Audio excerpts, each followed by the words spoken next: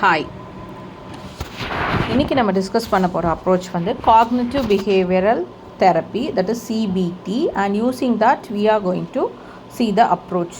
So what is the core idea of cognitive behavioral therapy? நம்மளோட thoughts தான் நம்மளுக்கு வந்து ஃபீலிங்ஸ் கொடுக்குது, நம்மளோட ஃபீலிங்ஸ் தான் நம்ம பிஹேவியரை ஷேப் பண்ணுது. So if we are having some negative thoughts, we can change the negative thoughts and make them into a positive one, which will in turn turn the behavior. நம்மளோட பிஹேவியரும் அது வந்து மாற்றி கொடுக்கும் நல்ல விதமாக. So this is cognitive behaviour therapy வந்து ஒரு structured, short term and evidence based. What is evidence பேஸ்ட்னா, அது வந்து ப்ரூவ் பண்ணப்பட்டிருக்கு இந்த அப்ரோச் வந்து ஒரு வேலிடான அப்ரோச் அப்படின்னு சொல்லிட்டு. ஸோ ஃபஸ்ட்டு வந்து நம்ம வந்து நெகட்டிவ் தாட்ஸ் வந்து நம்ம ஐடென்டிஃபை பண்ண போகிறோம். எப்படி இருக்கும் நெகட்டிவ் தாட்ஸ்? கிளைண்ட்ஸ் வந்து என்ன சொல்கிறாங்க? ஐ ஆம் வொர்த்லெஸ், யாருக்கும் என்னை வந்து பிடிக்கவே இல்லை, நான் பேசினாலே நான் தப்பாக தான் பேசுவேன், எதுனாலும் நான் வந்து என்னோடய லைஃப்பில் வந்து ஒரு ஃபெயிலியராக தான் இருந்திருக்கேன் அப்படின்னு சொல்லிட்டு அவங்க செல்ஃபாக அவங்கள பற்றி அவங்களே ரொம்ப பேடாக நினச்சிட்டு ரொம்ப லோவாக ஃபீல் பண்ணிகிட்ருக்காங்க. So most of the time வந்து என்ன சொல்கிறாங்க, இப்போது ஒரு கிளாஸ் இருக்குது, அந்த கிளாஸில் இருக்க ஸ்டூடெண்ட்ஸ் இருக்காங்க, நான் 90% கம்மியாக மார்க் வாங்கிட்டேனாலே நான் வந்து ஒரு ஃபெயிலியரான ஸ்டூடெண்ட், நான் என்னோடய பேரண்ட்ஸுக்கு வந்து அவங்க என்னை கஷ்டப்பட்டு படிக்க வைக்கிறாங்க, ஸோ நான் நியாயமே சேர்க்கலை அவங்க என்னை படிக்க வைக்கிறதுக்கு அப்படின்ட்டு இப்போ சொல்கிறாங்க அப்படின்னு சொன்னால், so they are having a negative thought. Now we are going to question the negative thought. What is questioning the negative thought? இப்போ இந்த மாதிரி இல்லாஜிக்கல் தாட்ஸ் ஆர் இர்ரேஷ்னல் தாட்ஸ்ன்னு நம்ம சொல்லுவோம். அதாவது ஒரு லாஜிக்கே இல்லாமல் இர்ரேஷ்னலாக அவங்களுடைய வளர்க்கப்பட்ட சூழ்நிலைனாலேயோ அவங்க என்விரான்மெண்ட்னாலேயோ இல்லை அவங்களோட சிச்சுவேஷனாலே இப்போ அவங்க அப்படி யோசிக்கிறாங்க. ஓகே, ஸோ இப்போ நம்ம அது என்னென்ன கொஸ்டின் கேட்டு what evidence to you have for the thoughts கேட்கலாம். இல்லாட்டி அதுக்கு வேறு ஒரு எக்ஸ்ப்ளனேஷன் நீங்கள் கொடுக்கலாமா அப்படின்னு கேட்கலாம். இல்லாட்டி இது நீங்கள் வந்து நிஜமாகவே இது இப்படித்தானா அப்படின்னு சொல்லிட்டு நம்ம அவங்கள ப்ரூவ் பண்ண சொல்லலாம். Now after that we are going to reconstruct that with positive thoughts. நம்ம எப்படி சொல்லலாம்?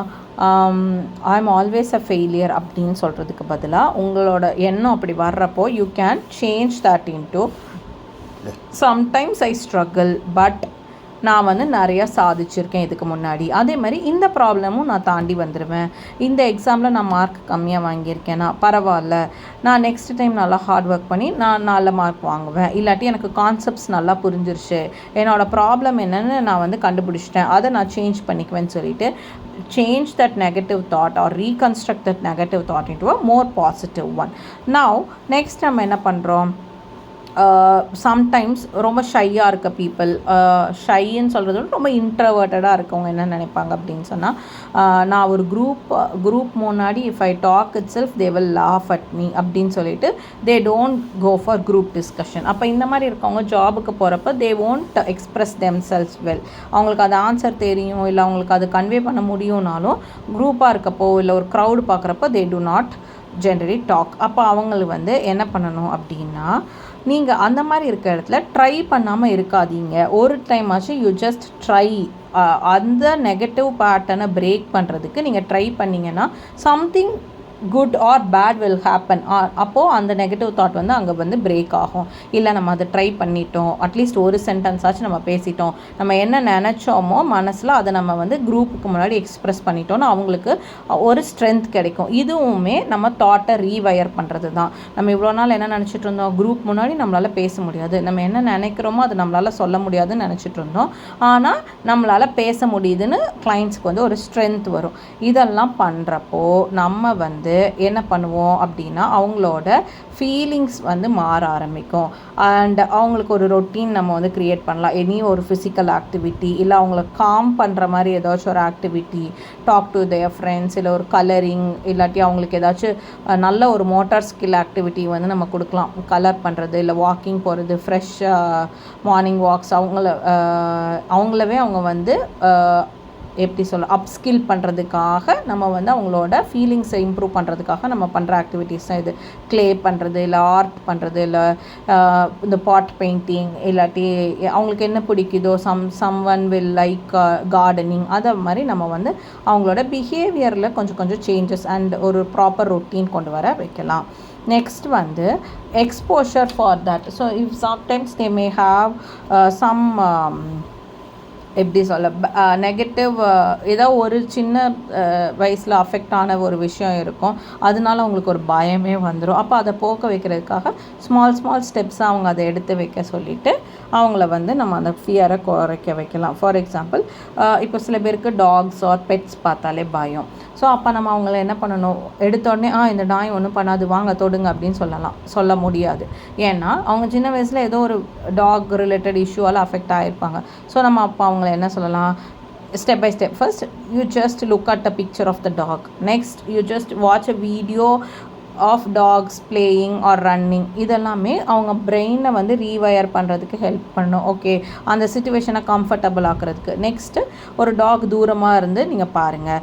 நெக்ஸ்ட்டு கொஞ்சம் நேரம் காமாக இருக்க டாக் பக்கத்தில் நின்று மட்டும் பாருங்கள். Next try to talk with the dog or touch the dog.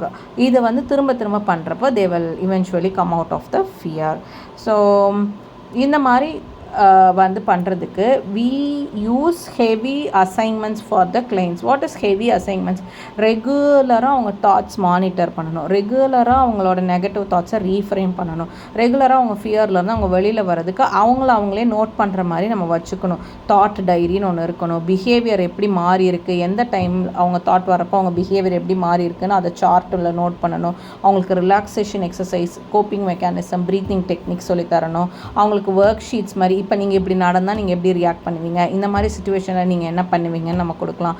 And அவங்களுக்கு நம்ம ஒரு ஸ்கெடியூல் ஃபார்ம் பண்ணி அவங்களோடலேயே ஒர்க் பண்ண வைக்கிறப்போ we will actually see a lot of improvement. இப்போது ஆங்ஸைட்டி மூலமாக வந்து நான் பீப்புள் முன்னாடி பேச மாட்டேன்னு சொல்கிறது, இல்லாட்டி ஏதாச்சும் ஒரு க்ரைசிஸ்க்கு அப்புறம் அவங்களுக்கு இது வந்து டிப்ரெஷன் வந்துருச்சு அப்படின்னு சொன்னால் அவங்களோட ஸ்ட்ரென்த் ஐடென்டிஃபை பண்ணி நம்ம அதில் வந்து இம்ப்ரூவ் பண்ண வைக்கிறது.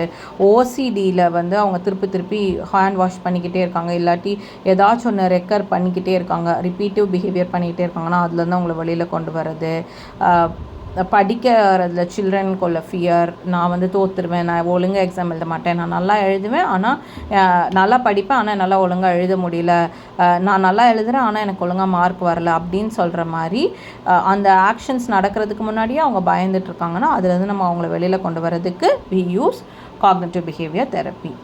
So thank you for listening to this audio and video, and we will see next approaches in the forthcoming videos. Thank you.